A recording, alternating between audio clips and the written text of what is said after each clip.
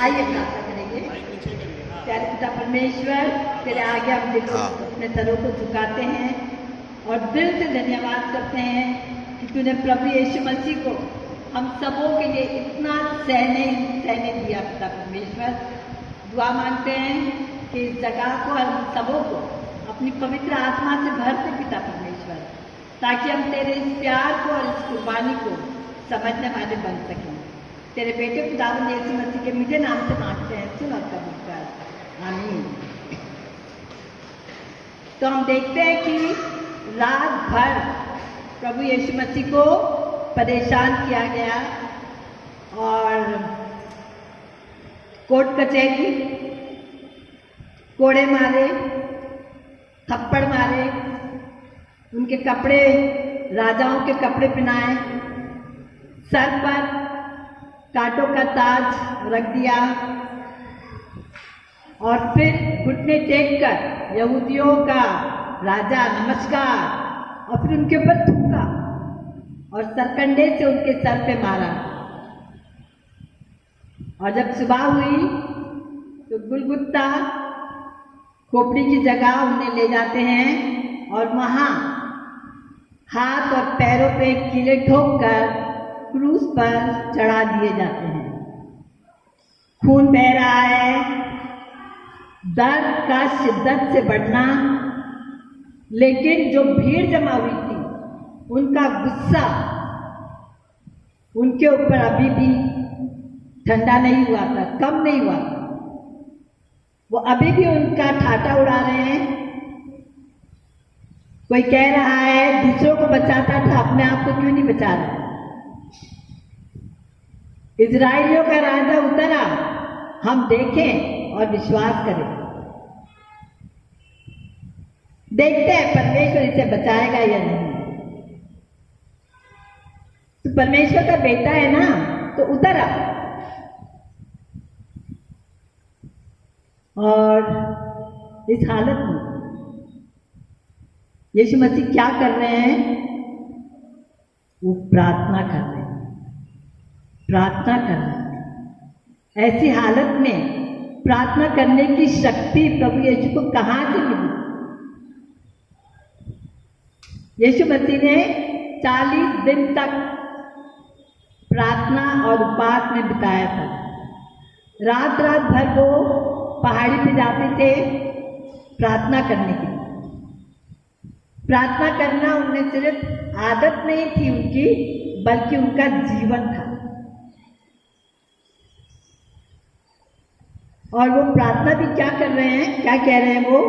हे पिता, इन्हें क्षमा कर, क्योंकि ये जानते नहीं कि क्या कर रहे हैं। हे पिता, इस हालत में भी उन्होंने पिता से रिश्ता तोड़ा नहीं है। इस हालत में भी उन्होंने पिता के प्रेम पर शक नहीं किया है। और क्या प्रार्थना कर रहे हैं वो? क्या कह रहे हैं? हे पिता, इन्हें क्षमा कर। वो ऐसा नहीं कह रहे हैं हे पिता मैंने इनको क्षमा किया, नहीं नहीं, वो कह रहे हैं हे पिता इन्हें क्षमा कर। ऐसा क्यों कह रहे हैं वो? क्योंकि वो जानते हैं कि ये जो बेइज्जती कर रहे हैं, ये जो मेरा ठाटा उड़ा रहे हैं, ये पिता का ठाटा उड़ा रहे हैं, पिता का मस्करी उड़ा रहे हैं। इसलिए वो कहते हैं ये पिता इन्हें क्षमा कर। ये इन्हें कौन है? ये इन्हें वही लोग हैं जिन्होंने अभी अभी उनके हाथों में कीले ठोके। ये वही लोग हैं जो उनका कत्ल कर रहे हैं। ये वही लोग हैं जो उनके दुश्मन हैं। ये वही लोग हैं जो माफी के तो लायक नहीं है, इस लायक नहीं है कि उनके लिए वो प्रार्थना करें। लेकिन फिर भी यीशु मसीह क्या कर रहे हैं? उनके लिए प्रार्थना कर रहे हैं। और क्या प्रार्थना कर रहे हैं? हे पिता इन्हें क्षमा कर। पाप तो कर रहे हैं वो, एक बेगुनाह का खून कर रहे हैं। जब हमारे ऊपर, जब हमसे कोई अपराध हो जाता है या हमारे ऊपर कोई केस हो जाता है, तो हम क्या करते हैं? किसके पास जाते हैं? हम वकील के पास जाते हैं ना, और वकील क्या करता है, वो जानता है कि मेरा ये क्लाइंट, मेरा ये जो है अपराधी, ये अपराधी है, इसने खून किया है, इसने चोरी की है, इसने बलात्कार किया है, लेकिन फिर भी वकील क्या करता है, पूरी कोशिश करता है उसको बचाने की, जानते हुए भी कि इसने ये गुनाह किया है। प्रभु यीशु क्या कर रहे हैं, हे पिता उनको वजह मिल जाती है, प्रभु यीशु मसीह को वजह मिल जाती है क्षमा मांगने की, और वो वजह क्या है, क्योंकि ये जानते नहीं कि क्या कर रहे हैं, क्योंकि वे जानते नहीं कि क्या कर रहे हैं, अनजान। क्षमा कर दे पिता, क्षमा कर दे। आपको क्या लगता है, प्रभु यीशु मसीह की इस प्रार्थना सुनी गई, उन लोगों को क्षमा मिली क्या, मिली क्या क्षमा?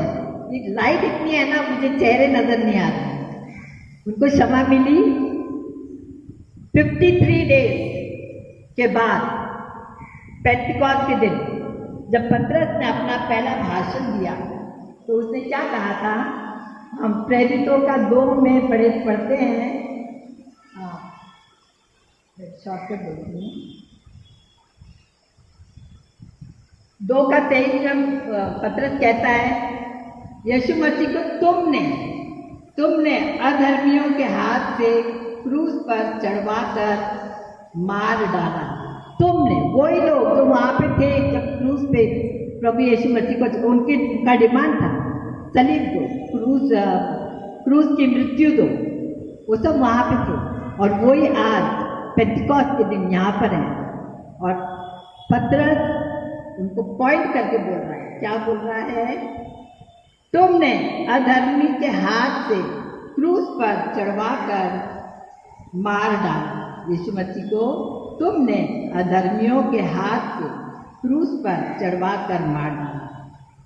और फिर अगर हम 37वां वचन पढ़ेंगे तो वहां लिखा है, सुनने वालों के हृदय छिद गए, उनको पछतावा हुआ, ये तो हमसे गलती हो गई, भूल हो गई, लेकिन पछतावा काफी नहीं होता है।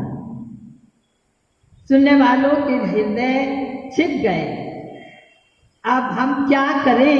पतरस से पूछ रहा है, अब हम क्या करें? पतरस ने क्या कहा, मन फिराओ और तुम में से हर एक अपने अपने पापों की क्षमा के लिए यीशु मसीह के नाम का बपतिस्मा ले लो। तो तुम जब प्रभु यीशु मसीह के नाम का बपतिस्मा लोगे तो तुम पवित्र आत्मा का दान पाओगे, तो तुम पवित्र आत्मा का दान पाओगे। और लिखा है कि उसी दिन वही सब जो वहां पे थे, 3000 ने बपतिस्मा लिया, उसी दिन 3000 ने बपतिस्मा लिया। और लिखा है कि रोजाना लोग बपतिस्मा ले रहे थे, उनका उद्धार हो रहा था और उनकी गिनती बढ़ती जा रही थी। और आज हम क्या देखते हैं कि आप और मैं जो यहाँ बैठे हैं, ये प्रभु यीशु मसीह की यही प्रार्थना का नतीजा है, हे पिता इन्हें क्षमा कर, क्योंकि ये जानते नहीं कि क्या कर रहे हैं। आज यीशु मसीह क्या कर रहे हैं?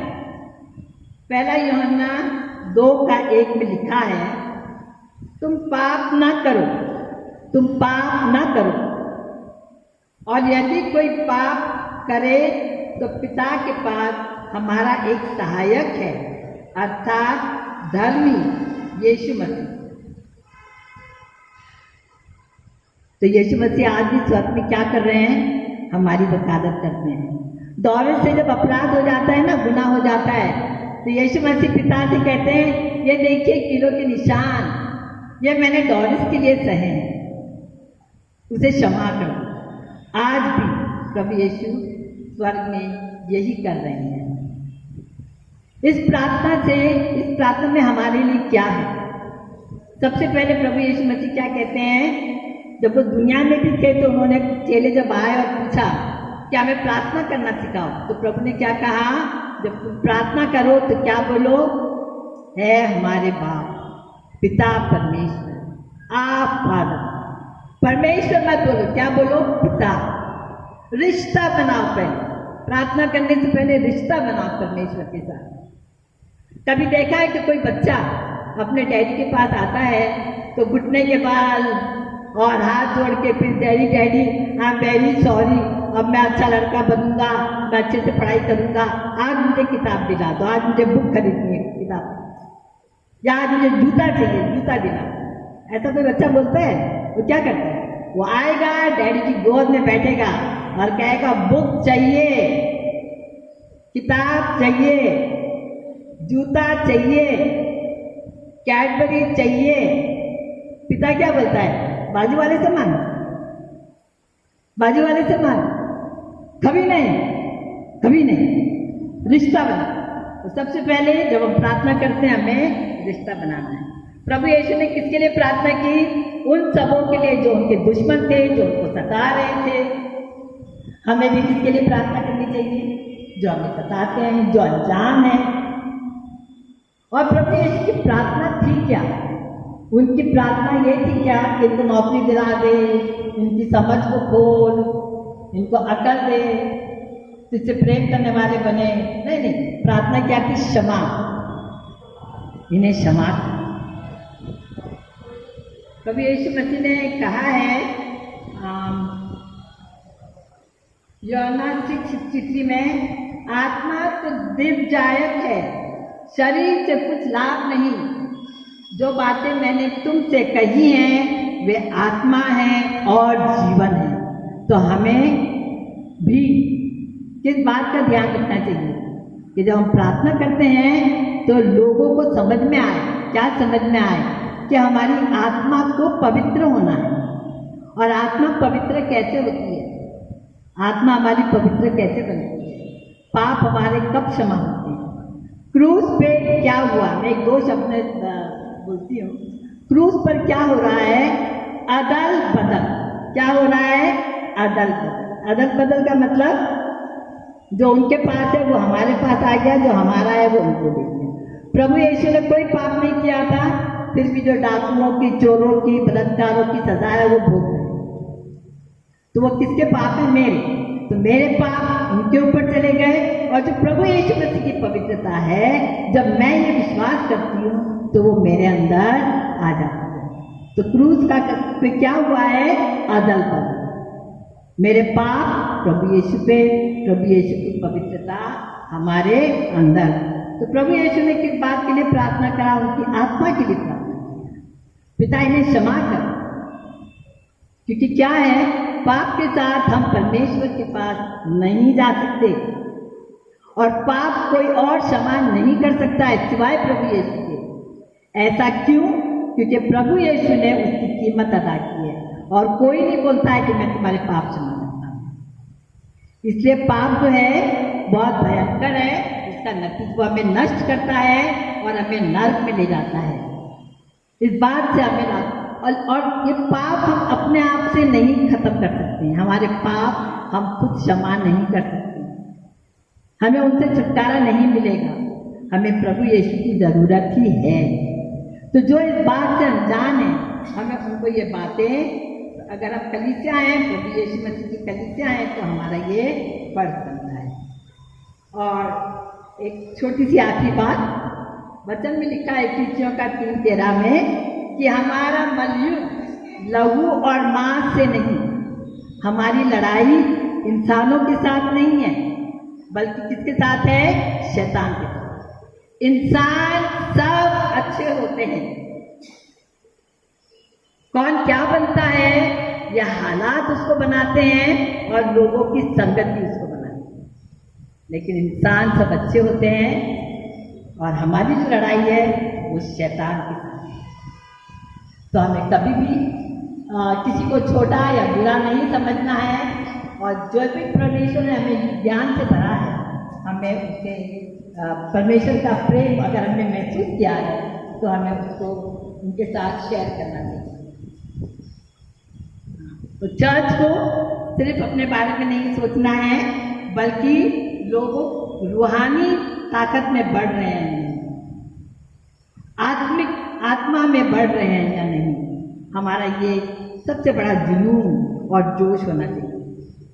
और वचन में लिखा है रोमियो का 10:9 में कि यदि तू अपने मुंह से यीशु को प्रभु जानकर अंगीकार करे और अपने मन से विश्वास करे कि परमेश्वर ने उसे मरे हुओं में से जिलाया तो तू निश्चय उद्धार पाएगा।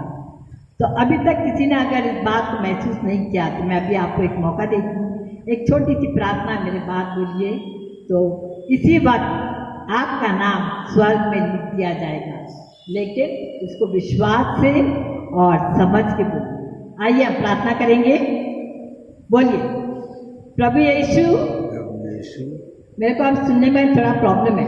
प्रभु यीशु, मैं विश्वास करता हूँ कि परमेश्वर है, परमेश्वर का बेटा है, दुनिया में आया और क्रूस पे मर गए और 3 दिन के बाद फिर जी उठे।